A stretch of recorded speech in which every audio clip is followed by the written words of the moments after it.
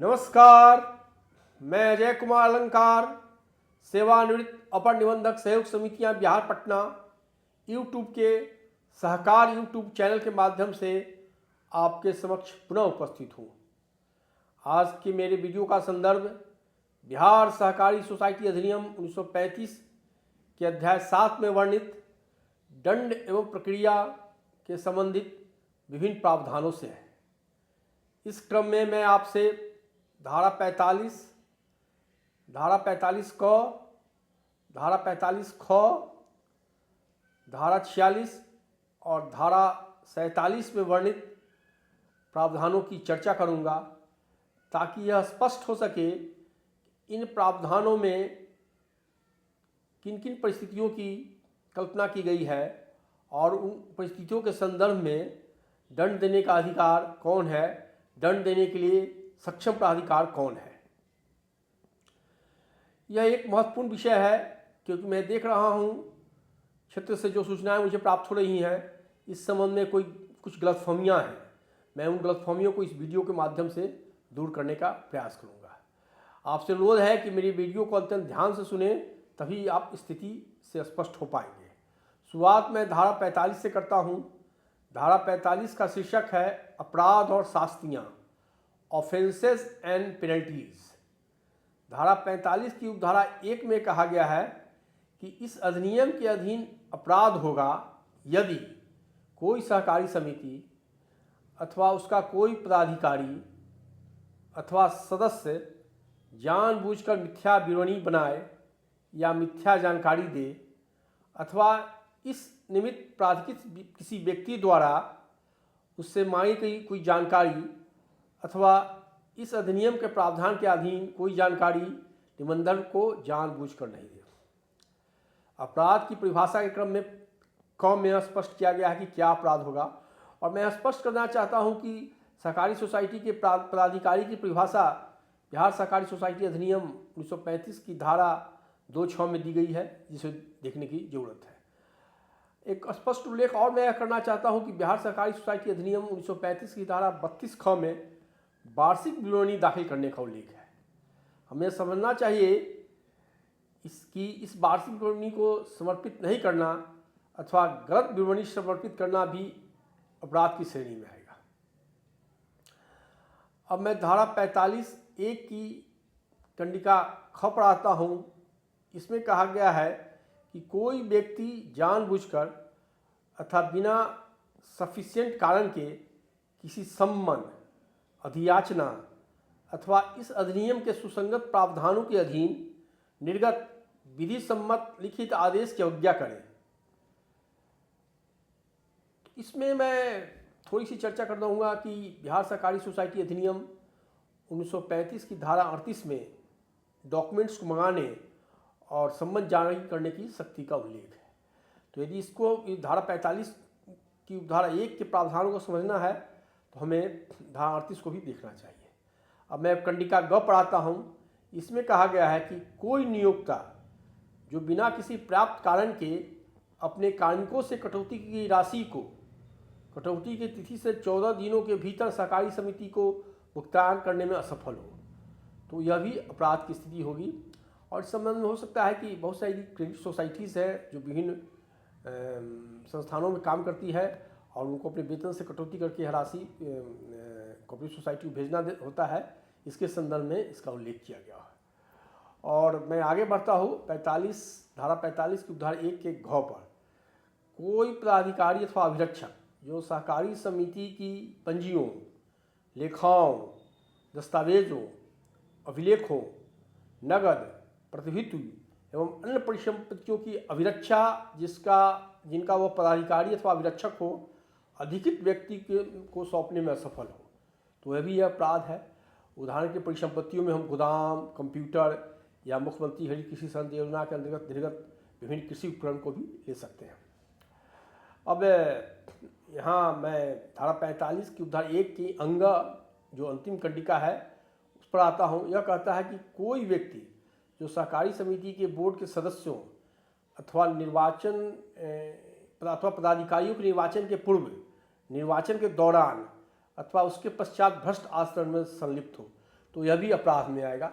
तो इस तरह धारा 45 की उपधारा 1 में क से लेकर अंगा तक उन परिस्थितियों की चर्चा की गई है जो अपराध की श्रेणी में आते हैं।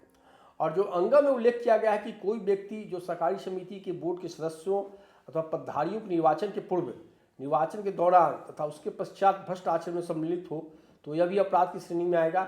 इस पर विशेष ध्यान देने की जरूरत है, क्योंकि बिहार राज्य निर्वाचन प्राधिकार मतदाता सूची में हुई गड़बड़ी के लिए बार बार यह संबंधित पैक्सों के संदर्भ में निकालता है, लेटर निकालकर डीसीओ को देता है कि वे धारा 45 के अंतर्गत कार्रवाई करना सुनिश्चित करें।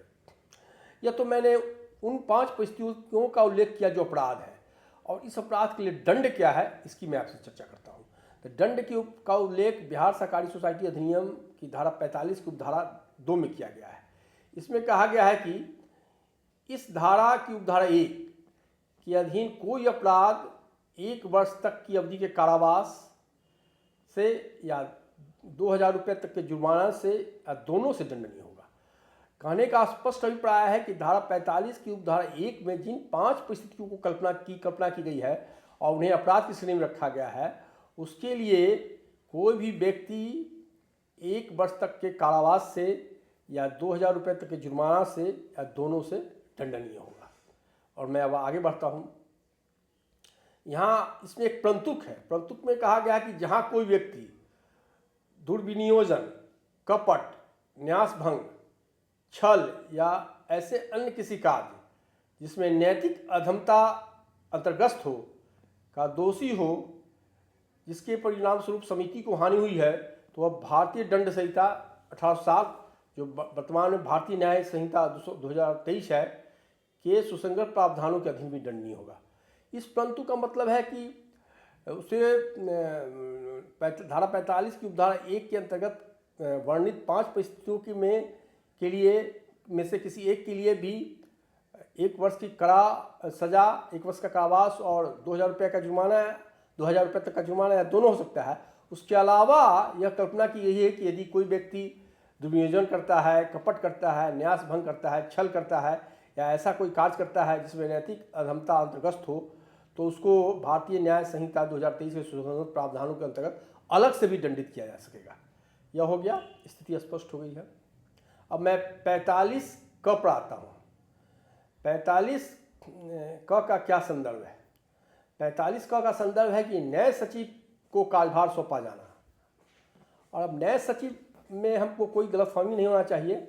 नए सचिव से मतलब है कि जब धारा बिहार सहकारी सोसाइटी अधिनियम 1935 की धारा 266 का आप अवलोकन करेंगे तो उसमें पदधारी की श्रेणी में ही सचिव को रखा गया है।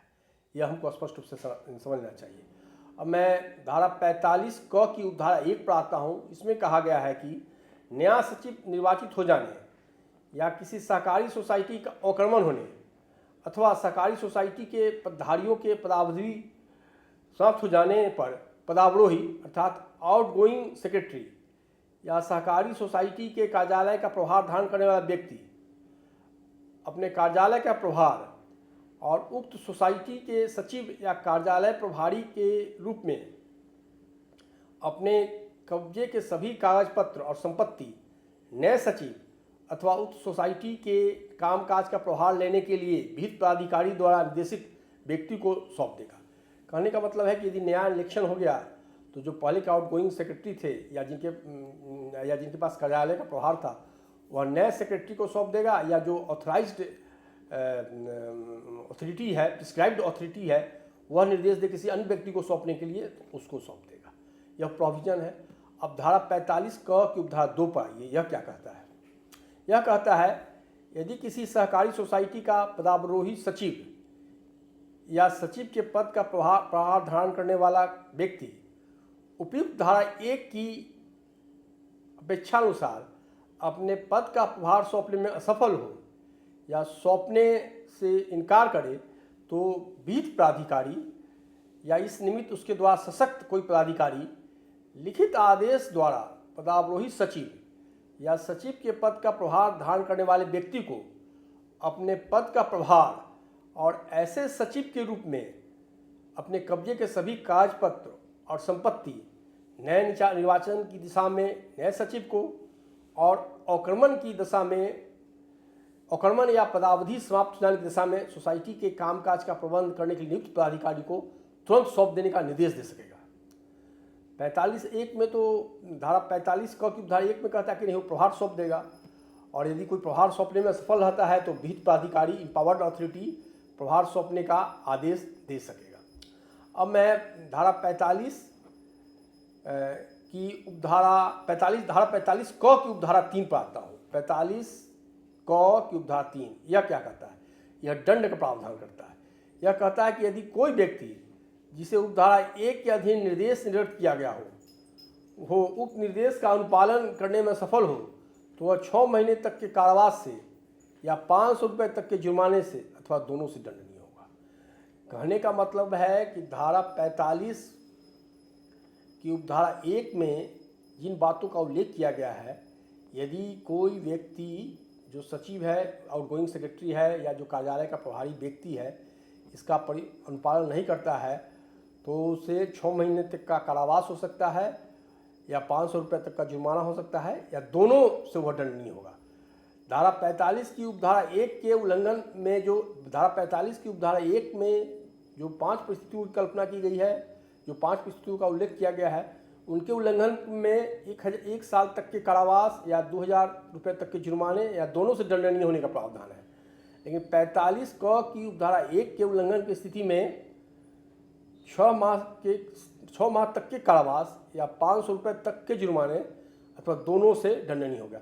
ध्यान रखने की चीज़ है कि तक का यूज़ किया गया है, मतलब मैक्सिमम 1 साल का कारावास या 2000 रुपया 45 धारा 45 की उपधारा 1 के उल्लंघन पर, और धारा 45 क की उपधारा 1 के उल्लंघन पर मैक्सिमम 6 महीने तक का कारावास या 500 रुपये का जुर्माना या दोनों से दंडनीय हो सकता है। अब हम आगे बढ़े 45 क के 4 पर हम आए। 45(3) पर की हमने चर्चा की। 45 क के 4 पर हम आते हैं। इसके उल्लंघन पर कोई दंडनीय अपराध नहीं है, यह केवल कहता है, मैं पढ़ के सुना देता हूँ, इसको भी आपको जानना चाहिए क्योंकि यह रिकॉर्ड को सीज करने की बात करता है पुलिस पदाधिकारी और मजिस्ट्रेट के सहयोग से। तो 45 में कहा गया है कि यदि ऐसा अपेक्षित हो तो विहित प्राधिकारी लिखित आदेश द्वारा किसी पदाधिकारी को स्थानीय पुलिस और मजिस्ट्रेट की सहायता से पदावरोही सचिव अथवा कार्यालय का प्रभार धारण करने वाले व्यक्ति से भी कागज पत्र और संपत्ति बलपूर्वक कब्जा कर लेने और उन्हें नए निर्वाचन की दिशा में नए सचिव को और उसके अवक्रमण या पदाधिकारियों की पदावधि समाप्त हो जाने की दशा में जहां नया निर्वाचन बाकी हो वहां सोसाइटी का कामकाज चलाने के लिए नियुक्त राज्य सरकार के पदाधिकारी को सौंप देने के लिए प्राधिकृत कर सकेगा। मतलब धारा 45 क की उपधारा 4 में यह भी ऑप्शन है कि पुलिस बिना कोई अन्य प्रक्रिया का पालन किए हुए तो पुलिस पदाधिकारी और सशस्त्र दंडाधिकारी की मदद से प्रभार का आदान प्रदान कराया जा सके। मैं आगे बढ़ता हूँ।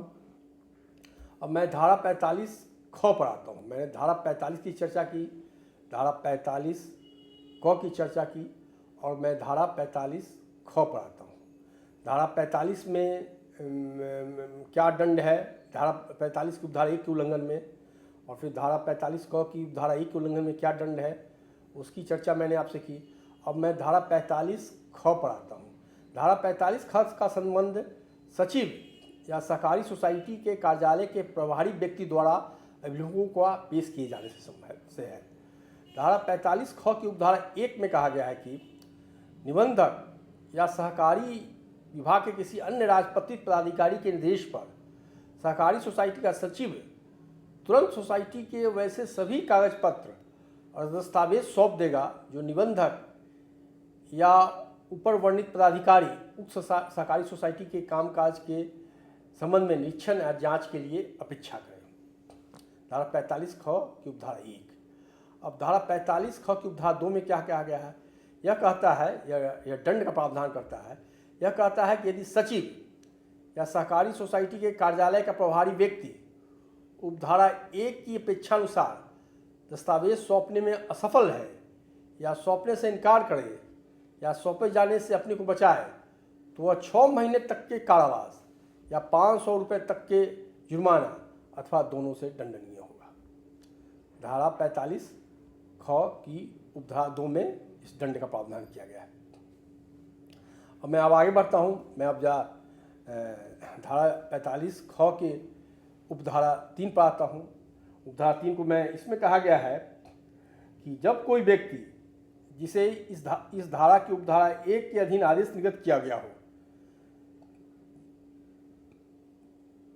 सभी अभिलेख या दस्तावेज प्रस्तुत करने में असफल हो या प्रस्तुत करने से इनकार करे या प्रस्तुत किए जाने से अपने को बचाए, तब आदेश निर्गत करने वाला पदाधिकारी पुलिस और दंडाधिकारी की सहायता से बलपूर्वक उस सोसाइटी के सभी अभिलेख और दस्तावेज को सीज कर लेगा।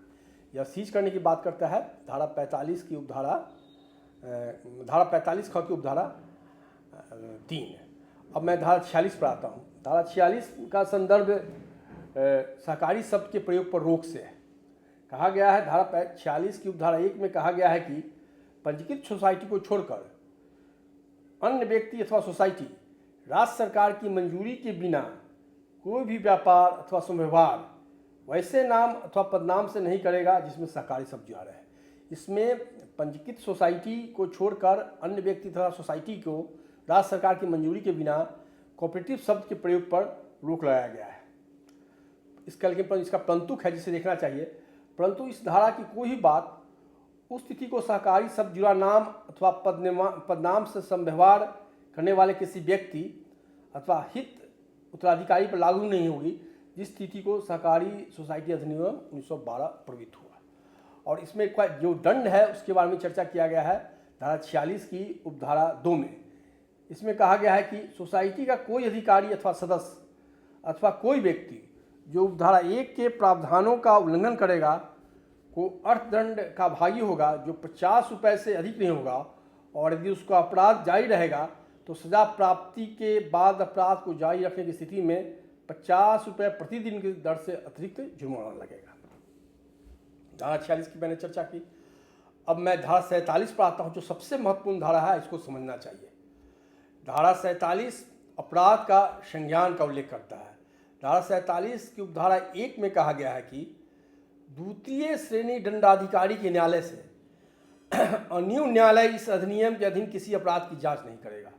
यह स्पष्ट रूप से द्वितीय श्रेणी दंडाधिकारी के न्यायालय से अन्य न्यायालय माने उससे कोई निम्न न्यायालय इस अधिनियम के अधीन किसी अपराध की जांच नहीं करेगा।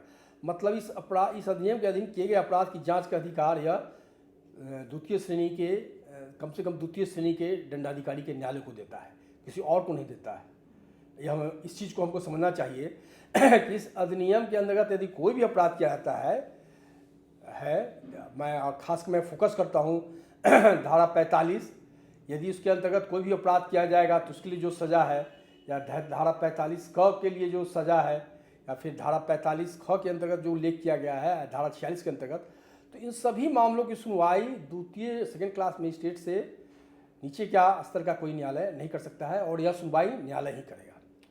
मैं थोड़ा और आगे बढ़ता हूँ और इस स्थिति को स्पष्ट करूँगा। धारा 47 की उपधारा 2 में कहा गया है कि इस अधिनियम की धारा 45 की उपधारा 1 ग को छोड़कर इस अधिनियम के अधीन प्रत्येक अपराध दंड प्रतिक्रिया संहिता 1973 जो वर्तमान में भारतीय नागरिक सुरक्षा संहिता 2023 है के प्रयोजनार्थ संज्ञेय अपराध माना जाएगा। कि इस अधिनियम के अंतर्गत धारा 45 की उपधारा 1 की कंडिका ग को छोड़कर अन्य को भी अपराध कॉग्निजेबल ऑफेंस माना जाएगा भारतीय नागरिक सुरक्षा संहिता 2023 के प्रयोजनार्थ। और मैं थोड़ा सा स्पष्ट कर देता हूं कि BNSS 2023 अर्थात भारतीय नागरिक सुरक्षा संहिता 2023 के प्रयोजनार्थ संज्ञेय अपराध ऐसा अपराध माना जाएगा जिसमें कोई पुलिस पदाधिकारी प्रथम अनुसूची के या तत्समय प्रवृत्त किसी अन्य विधि के अनुसार वारंट के बिना गिरफ्तारी कर सकता है। संज्ञेय अपराध से है कि बिना अभिप्राय यह है कि बिना वारंट के भी गिरफ्तारी हो सकती है। और मैं धारा 47 की उपधारा 3 पर आता हूँ। यह कहता है कि निबंधक की पूर्वानुमति के बिना इस अधिनियम के अधीन किसी अपराध के लिए कानूनी कार्रवाई नहीं की जाएगी तथा निबंधक किसी व्यक्ति पर कानूनी कार्रवाई करने की अनुमति तब तक नहीं देगा जब तक वह उस व्यक्ति को सुनवाई का अवसर नहीं दे। धारा 47 की उपधारा 3 में स्पष्ट उल्लेख है कि कोई भी कानूनी कार्रवाई निबंधक की पूर्वानुमति के बिना नहीं की जाएगी और निबंधक कोई कानूनी कार्रवाई करने से पहले उस व्यक्ति को सुनवाई का पूरा अवसर प्रदान करेगा। तो मैं यहाँ कानूनी कार्रवाई की स्थिति को स्पष्ट कर देना चाहता हूँ ताकि मेरा जो पूरा वीडियो का सार है वो स्पष्ट हो जाए। कानूनी कार्रवाई से अभिप्राय यह है कि आप निर्णय नहीं दे सकते हैं, आपको प्राथमिकी दर्ज करना होगा और न्यायालय निर्णय देगा। न्यायालय क्या पनिशमेंट देगा, जुर्माना करेगा या सजा देगा या दोनों काम करेगा, यह तय करना न्यायालय का अधिकार है। सेकेंड क्लास मजिस्ट्रेट, कम से कम सेकेंड क्लास का जो द्वितीय श्रेणी के दंडाधिकारी का न्यायालय है उसके कार्यक्षेत्र में आता है। यह हमारे कार्यक्षेत्र में नहीं आता है। हमारे कार्यक्षेत्र में है कि यदि कोई अपराध हुआ है तो निबंधक की अनुमति से और संबंधित को सुनवाई का अवसर देकर उसके खिलाफ कानूनी कार्रवाई करे, अर्थात प्राथमिकी दर्ज करे। इससे एकदम आपको स्पष्ट होना चाहिए कि धारा 45 के अंतर्गत जो दंड का प्रावधान किया गया है, या फिर हम आगे बढ़े तो धारा 45 के अंतर्गत जो दंड का प्रावधान किया गया है, या धारा 45 ख में जो दंड का प्रावधान है, या धारा 47 में भी जो दंड का प्रावधान है, वो सभी दंड न्यायालय देगा, हम और आप नहीं दे सकते हैं। और इसके लिए हमको निबंधक की अनुमति से और संबंधित व्यक्ति की सुनवाई के बाद उससे स्पष्टीकरण प्राप्त करके उसको सुनवाई का अवसर देकर हम कानूनी कार्रवाई कर सकते हैं, अर्थात प्राथमिकी दर्ज कर सकते हैं। लब्बो लुआब एक बार फिर बहुत ही स्पष्ट है। मैं बार बार जोर दे रहा हूँ क्योंकि मैं देख रहा हूँ कि फील्ड में इसको लेकर काफ़ी कन्फ्यूज़न है। तो हमको ये इस पर एकदम स्पष्ट हो जाना चाहिए कि धारा 45 की उपधारा 1 में जो 5 परिस्थिति की परिकल्पना की गई है, उस पर यदि हम कोई कार्रवाई करना चाहते हैं तो उसके लिए हमको निबंधक से परमिशन लेना होगा और तब हम स्वयं निर्णय नहीं देकर हम प्राथमिकी दर्ज करेंगे। दंड देने का कार्य न्यायालय करेगा। यही स्थिति 45 क 1 के संदर्भ में भी है और यही स्थिति 45 ख के संदर्भ में भी है और यही स्थिति 46 के संदर्भ में है।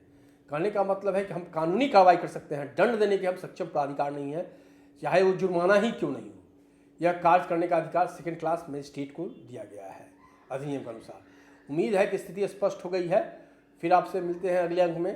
तब तक आपसे अनुरोध है कि मेरे चैनल को लाइक करें, शेयर करें और सब्सक्राइब करें। धन्यवाद।